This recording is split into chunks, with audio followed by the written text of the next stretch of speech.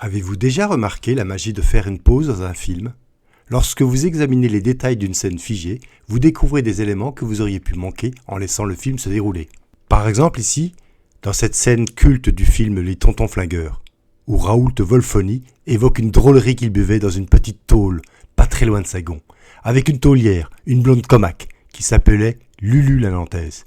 Si vous regardez bien, vous remarquerez une boîte au centre de l'image portant la marque de Bornéo, île située non loin de Saigon. De la même manière, en prenant du recul ou de la hauteur dans votre pratique pédagogique, vous pouvez révéler des aspects que vous n'auriez pas remarqués autrement. Je vous propose donc d'explorer ces détails dans cette aventure introspective. Avez-vous vraiment conscience de l'ensemble des tâches que vous accomplissez ? Pour la plupart des gens, notre métier d'enseignant consiste à préparer des cours et les enseigner, corriger des copies pour évaluer les progrès des élèves. Effectivement, ça reste le cœur de notre métier, et pourtant, cela représente uniquement 50 à 60% de notre temps. Le reste sera consacré à des interactions avec tous les adultes qu'il va falloir écouter, rassurer, convaincre, maîtriser, mettre à distance, expliquer et avec qui tu devras communiquer plus ou moins intensément. Cela te permettra de comprendre la somme de travail que tu abats lors de ta pratique pédagogique et pourquoi, lorsque tu rentres chez toi, tu es dans un état de fatigue avancé. Je te propose donc, dans cette capsule, de découvrir ce versant du métier que peu de gens abordent lorsqu'ils parlent des enseignants et qui peut contribuer à rendre ton métier très complexe. Bienvenue en introspection et bon voyage. Pour aborder ce thème, j'utiliserai comme cas pratique le fonctionnement du dispositif Ulysse au collège et comme métaphore une fusée. Le premier étage de la fusée correspond à des relations journalières ou hebdomadaires, c'est-à-dire des partenaires avec qui vous êtes en relation permanente, pratiquement tous les jours, afin de gérer votre quotidien de prof. Le second étage correspond à des relations mensuelles et le troisième, des relations trimestrielles ou semestrielles. Dans ce premier étage, nous avons donc le dispositif Ulysse. Vous êtes le capitaine avec 12 élèves et un adulte. Vous aurez aussi affaire avec la CPE, les AED, les responsables légaux, des familles d'accueil et surtout vos collègues. Vous jonglez avec 21 heures d'enseignement face élèves et une multitude de tâches. Les interactions avec les élèves sont constantes, stimulantes et parfois explosives. Dans cette scène, l'action ne s'arrête jamais. Imaginez que la caméra tourne autour de vous, passant d'un gros plan à un plan large. Vous adressez des instructions à différents élèves. « Kevin, range ton taille-crayon et mets-toi au travail. Romain, viens me voir dans 5 minutes. » Pendant ce temps, vous travaillez avec Lilian sur la méthodologie pour développer son autonomie. D'ailleurs, une capsule dédiée à la méthodologie sera bientôt à l'horizon. Nous sommes toujours au premier étage. En plus de la gestion de classe avec votre AESH, vous êtes aussi en lien permanent avec les 2 CPE et les AUD. Pour gérer les élèves et leurs parents, la communication est essentielle pour éviter les erreurs et les malentendus. Par exemple, ne jamais appeler les parents d'un enfant handicapé ou pas pour signaler son absence sans vérification préalable.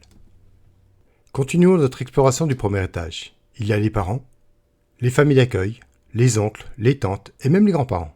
Les relations peuvent être délicates, mais elles sont essentielles. Les défis ne sont jamais simples, mais votre sensibilité et votre gestion des interactions peuvent faire la différence. Vous aurez à peu près une vingtaine de personnes devant vous. Et pour finir sur ce premier étage, je n'allais quand même pas oublier tes collègues enseignants. Les élèves du dispositif Ulysse sont inscrits dans une classe de référence, ce qui signifie que tu devras collaborer étroitement avec le professeur principal ainsi qu'avec les enseignants des différentes disciplines que tu as choisies pour ces élèves. Cela peut être complexe. Tu devras composer avec une multitude de personnalités, mais la coopération est essentielle. Dans ce groupe, tu peux compter au moins 24 personnes. Donc tu peux voir qu'à ce stade, nous en sommes à 69 personnes avec qui tu es en communication pratiquement tous les jours ou au moins une fois par semaine. Passons maintenant au deuxième étage de la fusée. Vous avez donc les membres de la direction, l'infirmière, le secrétariat, les gestionnaires, l'enseignante référente, les éducateurs, les CESAD, l'IME et enfin les maîtres de stage, avec lesquels tu seras en relation de manière régulière, à peu près 1 à 5 fois par mois. La direction, qui se compose en général du principal adjoint, du directeur ou directrice de SECPA. Ce sont des acteurs clés. Tu dois constamment les informer de l'évolution du dispositif, les inclusions, des informations importantes concernant des élèves ou des parents. La communication est un élément primordial. Tu dois t'appuyer sur eux en cas de problème délicat. L'infirmière est également une partenaire indispensable. Il y a ensuite les gestionnaires. C'est auprès d'elles que tu transmets toutes tes commandes. Un petit conseil. tu as plutôt intérêt à être très gentil avec elle. Et le secrétariat, qui transmet toutes les informations administratives ou communicationnelles. N'oublions pas l'enseignante référente, un atout précieux pour la gestion de tes dossiers. En plus de tes réunions de SS, elle représente l'élément central de ton travail, surtout lorsque la situation se complique ou est tendue.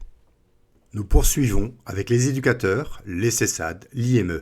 En effet, le profil de tes élèves nécessite souvent la présence de personnes issues de services sociaux. La relation avec les éducateurs, les CESAD et les IME peut évoluer grandement en fonction des situations singulières de chaque élève. Dans certains cas, cela peut devenir très chronophage.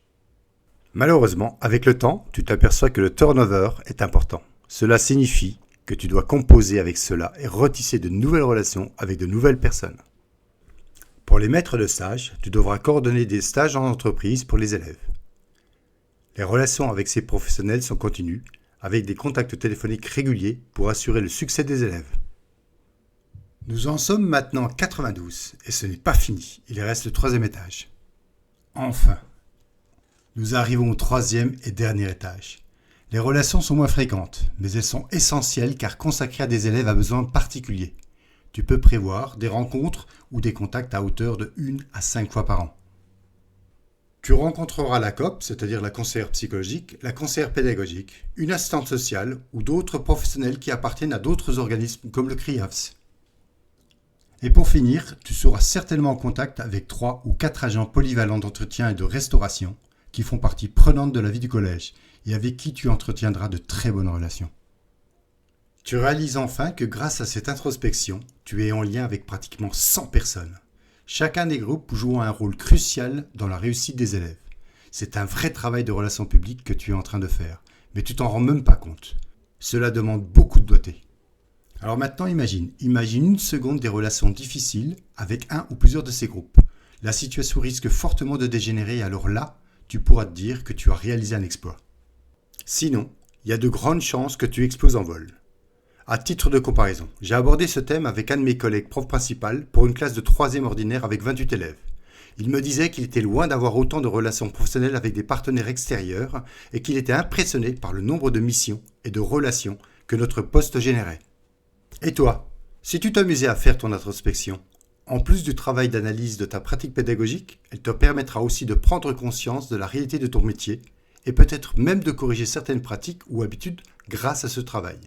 Tu risques d'être toi aussi surpris du résultat.